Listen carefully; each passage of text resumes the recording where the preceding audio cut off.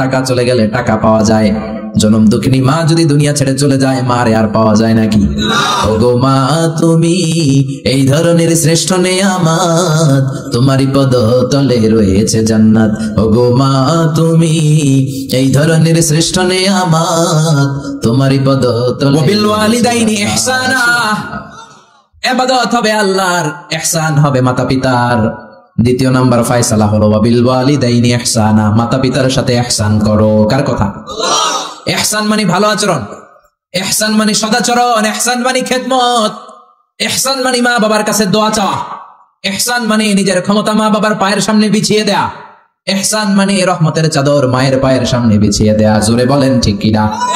পৃথিবীর সব আল্লাহর ওলিগুলো যদি এই পুরো কোরআনুল কারীমকে খতম দিয়ে একটা গ্লাসের পানির মধ্যে ফু দেয়, আর আপনার মা যদি আরেকটা গ্লাসের পানির মধ্যে শুধু বিসমিল্লাহ বলে ফু দেয়, আল্লাহর কসম আপনার মায়ের দোয়াটা কবুল হয়ে যাবে। ঠিক কিনা? মায়ের দোয়া সবচেয়ে বড় দোয়া। অনেকে আছে ওই মা বাবার কাছে দোয়া চায় না। আরে আপনার বাবা আপনার বড় পীর সাহেব, আপনার মা আপনার বড় পীর সাহেব। মা বাবা থুইয়া বাবার দরবারে যাইয়া বাবার দরবারের কবরের উপরে মশারি দিয়ে আসে, এরকম ডাকাত আছে না নাই? যে লোকটা মাজারে মশারি দেয় দেখবেন ওর বাপের মশাই কামড়ায়, ওর মারে মশাই খায়, আছে না নাই? এজন্য আল্লাহ বললেন আমার দ্বিতীয় ফয়সালা ওয়া বিল ওয়ালিদাইনি ইহসানা, মাতা পিতার সাথে ইহসান করবা। ইবাদত হবে আল্লাহর, ইহসান হবে মাতা পিতার। তাহলে প্রথম ফয়সালা হলো ইবাদত আল্লাহর, দ্বিতীয় ফয়সালা হলো মাতা পিতার সাথে ইহসান করতে হবে। কার কথা? দ্বিতীয় ফয়সালার সাথে কোনো দ্বিমত আছে? এটাও একমত। আল্লাহর ইবাদত করা কি ফরজ না নফল? আল্লাহর ইবাদত যেমনি ফরজ, মাতা পিতার প্রতি ইহসান করা এটাও ফরজ। ঠিক কিনা?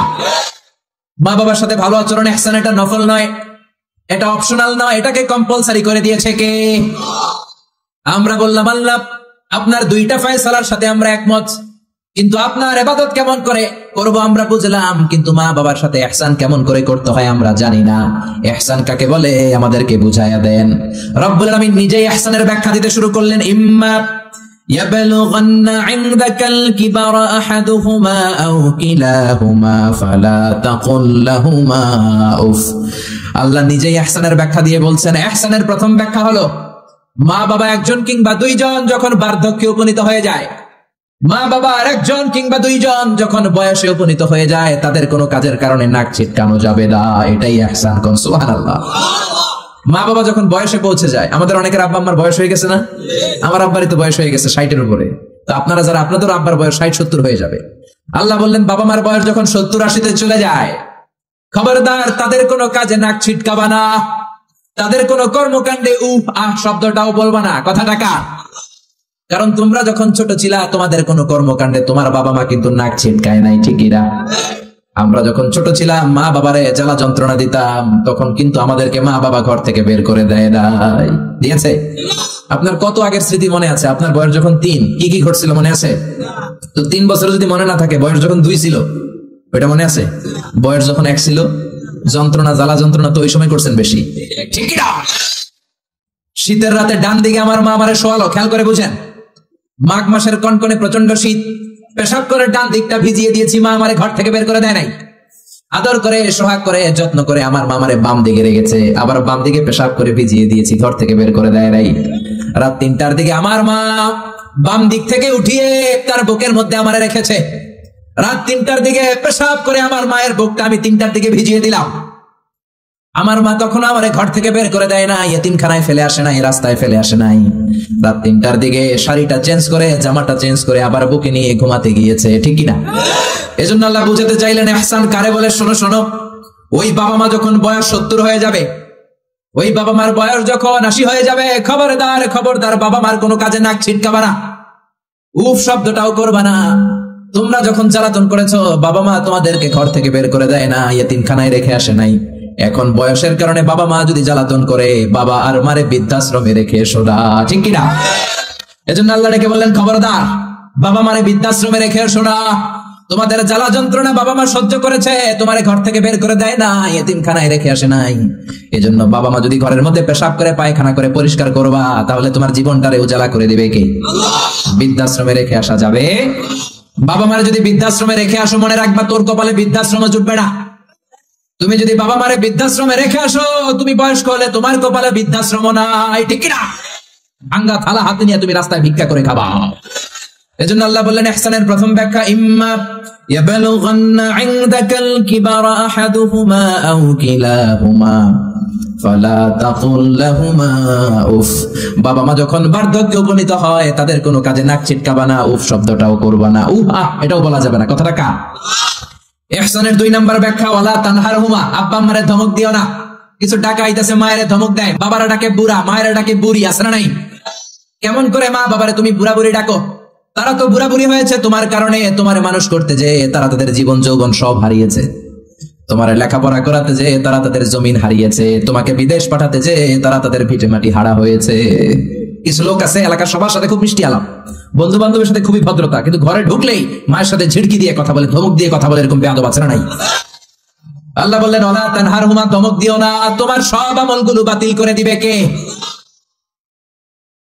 ওয়ালা তানহারহুমা ওয়া কুল লাহুমা কওলান কারীমা, বরং বাবা মার সাথে কোমল আচরণ করো। যত ভদ্রতা তুমি জানো, যত নম্রতা তুমি শিখেছো, যত কার্টিসি তুমি জানো, সব কার্টিসি বাবা মার সাথে মেইনটেইন করবা। যত সফটলি কথা বলা যায়, যত কোমল ভাবে কথা বলা যায়, যত মোলায়েম ভাষায় কথা বলা যায়, বলতে হবে কার সাথে? জোরে বলেন রাজি আছেন তো? রাজি আছেন? এরপর আল্লাহ বললেন ওয়াখফিদ লাহুমা জানাহায যুল্লি মিনার রাহমাতি ওয়া কুর রাব্বিরহামহুমা কামা রাব্বায়ানি সাগীরা। ওয়াখফিদ লাহুমা জানাহায যুল্লি মিনার রাহমা, বাবা মার জন্য রহমতের চাদর বিছিয়ে দাও। তোমার যত সম্পদ আছে মা বাবার পায়ের সামনে বিলিয়ে দাও, তোমার জীবনে বরকত দিবে কে? আল্লাহ। এজন্য প্রথম বেতন পেলে টাকাটা দিবেন মায়ের হাতে, গিফট কিনলে আগে দিবেন মাকে। বউরে দিবেন না ওটা বলতেছি না, বউরে তো দিবেনই, কিন্তু আগে মায়ের হাতে কিছু দিবেন, তাহলে আপনার ইনকামে বরকত দিবে কে? আল্লাহ। আর বাবা মা একজন কিংবা 2 জন যদি দুনিয়া থেকে বিদায় নেয়, বাবা মার কবরের সামনে দাঁড়িয়ে চোখের পানি ছেড়ে তোমরা পড়ো রব্বিরহামহুমা কামা রাব্বায়ানি সাগীরা ওয়া কুর রাব্বিরহামহুমা কামা রাব্বায়ানি সাগীরা। কবরের সামনে দাঁড়িয়ে আল্লাহরে বলেন, আল্লাহ বাবা মা ছোটবেলা যেমনি আমাদেরকে আদর দিয়ে, সোহাগ দিয়ে, ভালোবাসা দিয়ে আগলে নিয়েছে, আমার বাবা মা ইন্তেকাল করার কারণে তোমার কাছে যাওয়ার পরে তুমিও আদর আর ভালোবাসা দিয়ে আমার বাবা মাকে কাছে টেনে নিও। পড়ে না আমিন? আর জোরে পড়ে না আমিন? এজন্য আল্লাহর ফয়সালা 2টা। জোরে বলেন কয়টা? সবাই বলেন। ঘুম আসছে তো জিমাই বলেন কেন? ফয়সালা কয়টা? 1 নম্বর ফয়সালা ইবাদত হবে একজনের, তিনি কে? 2 নম্বরে খেদমত করতে হবে কার? বিশ্বনবী বললেন এই পৃথিবীতে যত ভালো আমল আছে তার মধ্যে শ্রেষ্ঠ ভালো আমল হচ্ছে মা বাবার খেদমত, বিররুল ওয়ালিদাইন। এক সাহাবী বললেন আইয়ুল আমালি আফদাল ইয়া রাসূলুল্লাহ, ও নবী সবচেয়ে ভালো আমল কোনটা? বিশ্বনবী বললেন সবচেয়ে ভালো আমল 3টা। জোরে কোন কয়টা? 1 নম্বরে সালাতু ফি ওয়াক্তিহা, সময় মতো নামাজ। যেখানে আজান হবে ওই জায়গায় নামাজ পড়ার দরকার আছে না নাই? সালাতে কায়েম করো, সালাতে কায়েম করো, হবে সম্মানী তুমি, হবে জান্নাতি তুমি, হবে সম্মানী তুমি, হবে জান্নাতি তুমি, দিবে কাল হাসরে শীতল ছায়া আরশে আজিম, রব্বিয়াল আলা রব্বিয়াল আযীম। ঠিক কি না? 1 নম্বর ভালো আমল হচ্ছে সময় মতো নামাজ। 2 নম্বর সবচেয়ে ভালো আমল হলো বিররুল ওয়ালিদাইন, মাতা পিতার খেদমত করা। 3 নম্বরে সবচাইতে ভালো আমল হলো আল জিহাদ ফি সাবিলিল্লাহ, আল্লাহর রাস্তায় জিহাদ করা। সুবহানাল্লাহ। তার মানে এই পৃথিবীর সবচাইতে 3টা ভালো আমলের মধ্যে মা বাবার সাথে খেদমত করাটা আছে না নাই? এই পৃথিবীর সবচেয়ে ভালো আমল যে 3টা, এর মধ্যে মা বাবার খেদমত করাটাও আছে। ঠিক কি না? আরেক হাদিসে বিশ্বনবী বললেন মা বাবার খেদমত করা জিহাদের চেয়ে বেশি সওয়াবওয়ালা। এক সাহাবী আসলেন, যা রাজুলুন ইলা রাসূলিল্লাহ ইয়াস্তাযিনুহুল জিহাদ, এসে বললেন ও নবী জিহাদে যেতে চাই, জিহাদে যাওয়ার অনুমতি দেন। বিশ্বনবী বললেন ও সাহাবী ঘরে আব্বা আম্মা আছে নাকি? সাহাবী বললেন আছে। বিশ্বনবী বললেন ফাফিহিমা ফাজাহিদ, ঘরে যাও বাবা মার খেদমত করো, বাবা মার খেদমত করলে ঘরে বসেই জিহাদের সওয়াব পাবা। বাবা মার খেদমত করলে ঘরে বসেই জিহাদের সওয়াব পাওয়া যায়। চিল্লায় পড়েন আল্লাহু আকবার। এজন্য বাবা মা খুশি হলে আরশের মালিক খুশি, বাবা মা নারাজ তো আরশের মালিক নারাজ। এজন্য বিশ্বনবী বলতেন রিদার রাব্বি ফি রিদাল ওয়ালিদ, বাবা মা যদি খুশি হয় আল্লাহ খুশি হয়।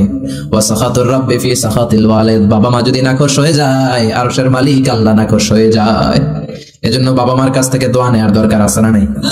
বিশ্বনবী বলতেন জান্নাতে 2টা স্পেশাল দরজা আছে, একটা দরজার নাম আব্বা, আরেকটার নাম মানে আল আব। আরেকটা আল এই দুইটা দরজা আমাদের ঘরে আছে না নাই? এজন্য বিশ্ব নেই বলতেন দুইটা দরজা তোমাদের ঘরে আছে, হুমা জান্নাতুকা ওয়া নারুক, বাবা মাই তোমার জান্নাত, বাবা মাই তোমার জাহান্নাম।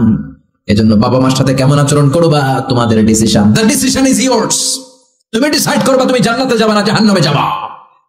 আপনি কপালে যত সেজদা দেন, যত কপাল কালো বানান, যতগুলো হজ করে আল হাজ টাইটেল লাগান, যত যাকাত দেন, যত আমল করেন, আপনার মা যদি আপনার উপর নাখোশ হয়ে আল্লাহর কাছে বদদুয়া দেয়, আপনার সব আমলগুলোরে বরবাদ করে দিবে কে? এজন্য বাবা মা যদি হিন্দু হয়, বাবা মা যদি নাস্তিক হয়, তারপরও মা বাবার দোয়ার দরকার আছে না নাই? বাংলাদেশে এরকম অনেক হিন্দু ফ্যামিলি আছে, ছেলে মুফাসসিরে কোরআনের তাফসীর শুনে মুফাসসিরের হাতে হাত রেখে কালিমা পড়ে মুসলমান। এরকম হিন্দু ছেলে আছে না নাই? কিন্তু বাবা মা মুসলমান হয় নাই। এখন বাবা মার সাথে খারাপ আচরণ করা যাবে?